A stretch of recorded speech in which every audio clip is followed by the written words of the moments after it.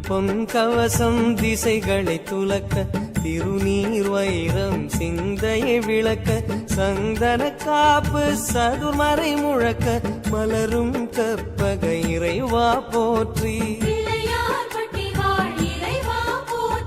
கலியுகம் காக்கும் கணபதிநாதா வலம்புரிநாதா அபயம் அபயம் அபயம் அருளும் இறைவா போற்றி.